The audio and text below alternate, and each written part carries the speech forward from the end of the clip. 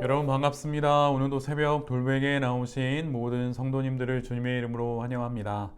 오늘도 주님께서 은혜를 주셔서 우리 모두 또 수요일을 살아갈 수 있게 되었는데요.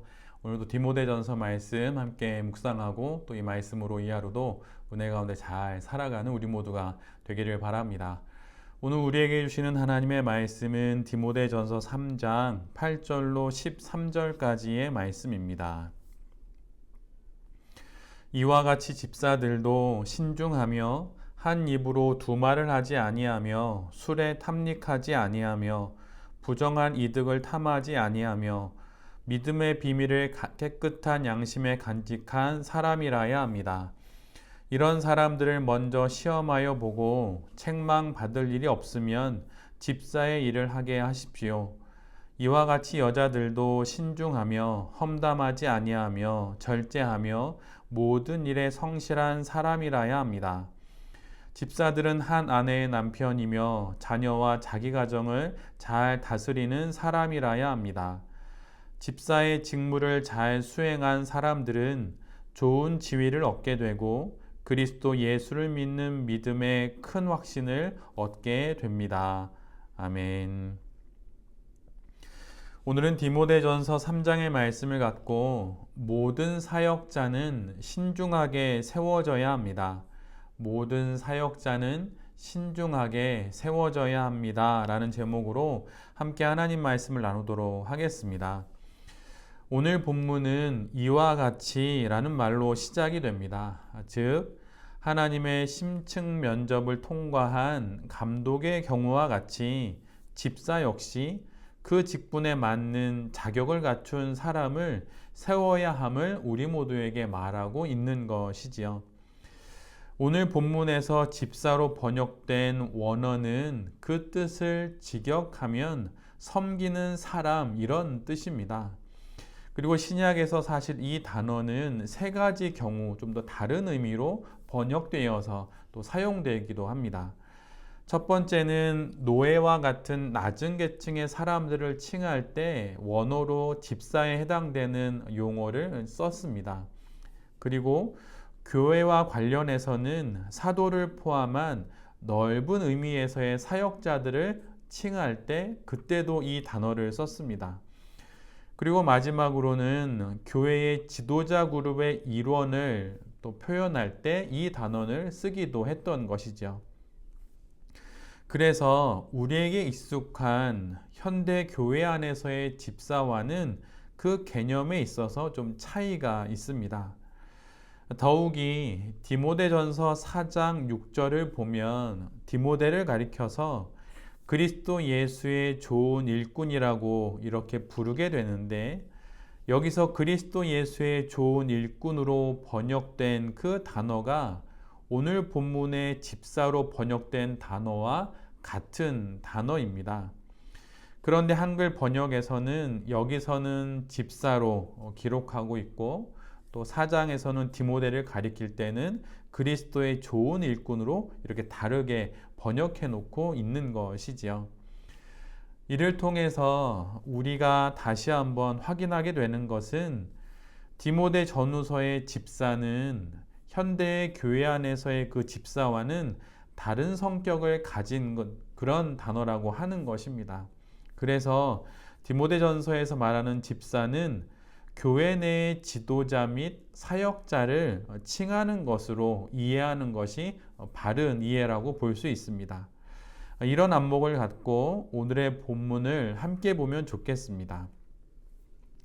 가장 먼저 사도 바울은 남자 집사의 자격에 대해서 이야기를 합니다. 남자 집사는 가장 먼저 신중해야 합니다.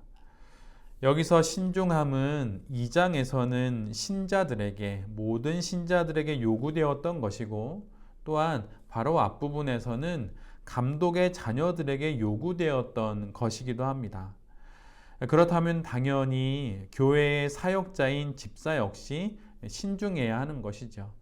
교회의 한 신자에게도 요구되었던 것이라면 교회의 사역자요 지도자인 집사에게는 더더욱 요구되는 것입니다. 또한 그는 한 입으로 두 말을 하지 않아야 합니다. 집사는 그의 말에 신뢰성이 있는 사람이어야 합니다. 사역은 우리의 손과 발로 하는 것이지만 동시에 말로도 하는 것입니다. 그런데 그의 말에 신뢰성이 없다면 그 사역은 많은 문제를 야기할 수밖에 없습니다. 그래서 말이 중요한 것이죠. 그러기에 모든 교회의 어떤 지도자나 사역자들은 신뢰할 수 있는 언어 생활을 해야만 합니다. 또한 뒤이어서 남자 집사들에게 요구되는 것은 술에 탐닉하지 않아야 하고 부정한 이득을 탐내지 않아야 합니다. 이것은 어제 감독에게 요구되었던 그 술과 돈에 대한 내용과 같은 것이지요.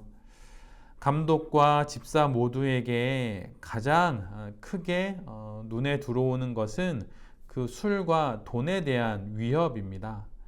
나는 괜찮다고 말할 수 있는 자가 없다는 것이에요. 그러기에 늘 깨어서 조심하는 것이 우리 모두에게 필요한 것입니다. 그리고 뒤이어서 깨끗한 양심 안에 믿음의 비밀을 가진 자라야 한다고 그렇게 기록해 놓고 있습니다. 집사가 가르침의 사역을 감당했는지의 여부는 오늘 본문으로는 알 수가 없습니다.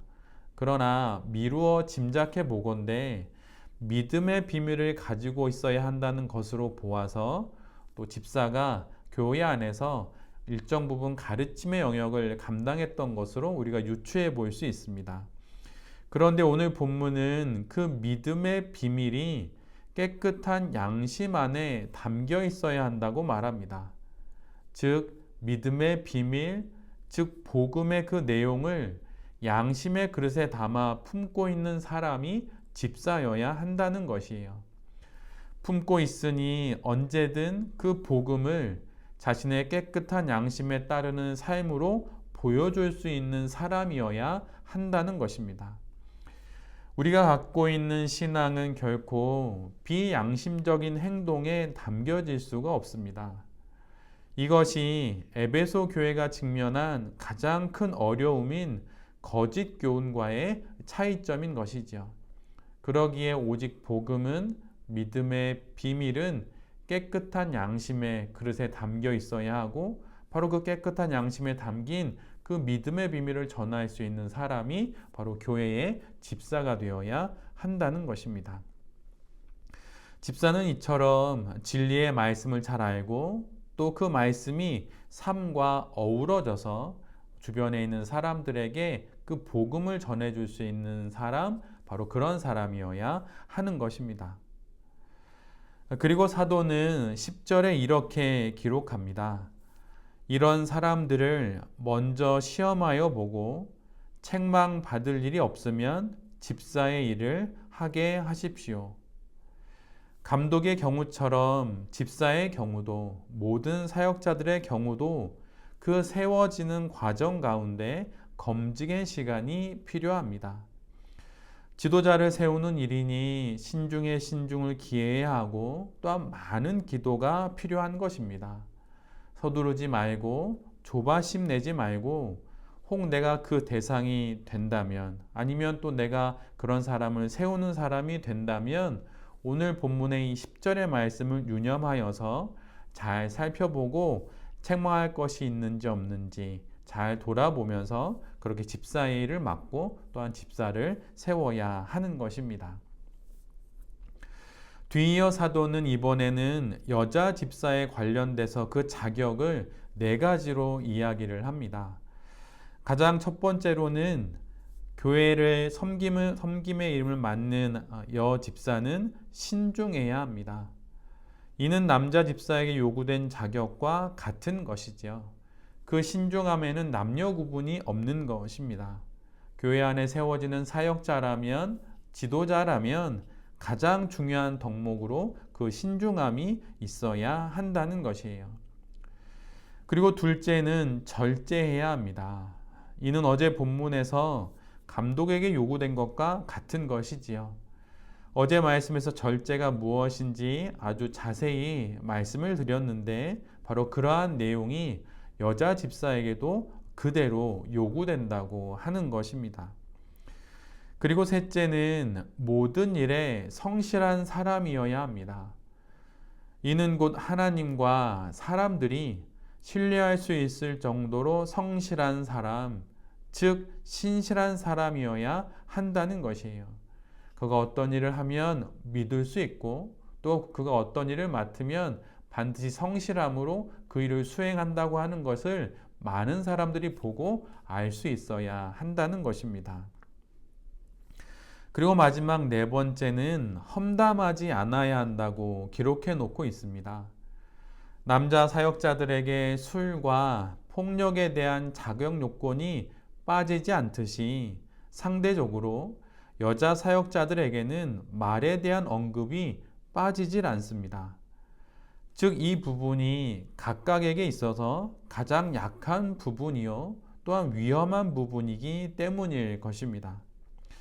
앞으로 우리가 함께 묵상하게 될 5장에서도 젊은 미망인들에 대한 권면에서도 집집으로 돌아다니면서 이리저리 말을 옮기는 것을 말하면서 그렇게 말로 인하여서 분란이 일어나는 것을 주의해야 한다고 교회 안의 여자 성도들을 향하여서 또 사도 바울이 권면을 합니다.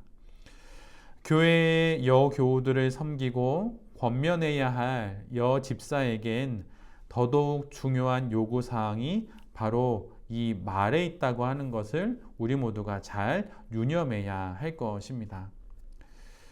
뒤이어 오늘 본문에서는 집사들에게 감독에게 요구되었던 가정에 관한 내용들을 다시금 반복하여 강조합니다. 즉 모든 사역자들에게 교회에 앞서서 자신들이 속해 있는 그 가정, 자신의 모든 것이 고스란히 드러나는 그 가정에서의 그 모습과 신앙이 얼마나 중요한지 거듭거듭 말하고 있다는 것을 우리 모두가 잘 기억해야 할 것입니다. 그리고 마지막으로 사도는 오늘 본문의 뒷부분에 디모데에게 자신이 이 모든 내용을 편지로 쓰는 이유를 기록합니다. 감독으로부터 집사에 이르기까지 여러 직분과 사역자들에 대한 자격과 조건들을 이야기하면서 디모데 역시 그에게 부여된 사역을 이 사람들처럼, 아니 이 사람들 이상으로 잘 감당해 줄 것을 권면합니다. 그리고 지금 디모데가 마주하고 있는 에베소 교회가 어떠한 의미가 있는지를 또한 말해 주지요. 그것은 에베소 교회는 하나님의 교회요, 진리의 기둥과 터라고 하는 사실을 잊지 말 것을 디모데에게 요청합니다. 그리고 경건의 비밀, 즉 경건한 삶을 가능케 하는 지식인 예수 그리스도에 대한 지식을 온전히 간직하기를 마지막으로 권면하게 됩니다. 이 말씀처럼 우리 각자가 속해 있고 또 우리 각자에게 맡기신 교회는 하나님의 교회이고 진리의 기둥과 터입니다. 신앙심을 가진 이들이 모여 있는 친교 모임도 아니고 어떤 교제의 장도 아닙니다. 그리고 신앙의 이름으로 어떤 자리를 앉아보려고 하는 그런 것도 아니라고 하는 것이지요. 이 모든 것들은 부수적인 것들입니다. 우리가 속한 교회의 참된 의미는 바로 하나님의 교회고 진리의 기둥과 터라고 하는 것이지요. 그래서 이 의미를 생각하면서 교회에서 맡겨진 직분이 있다면 감독과 집사들에게 요구된 자격들을 잘 갖추어서 또한 잘 감당할 수 있는 우리 모두가 되어야 할 것입니다. 또한 경건의 비밀은 내 자신에게 있지 않습니다. 내가 내 자신을 헌신하거나 내 자신을 어떤 성화의 훈련을 통하여서 경건을 쌓을 수 있는 것이 아닙니다. 경건의 비밀은 오직 예수 그리스도를 아는 그 지식에 있고 예수 그리스도를 만나고 교제하는 그 신앙의 삶에 있습니다.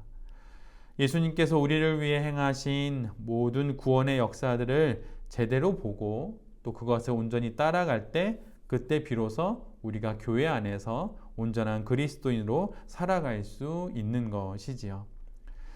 한 교회의 사역자가 되는 것은 매우 무거운 짐을 지는 것입니다.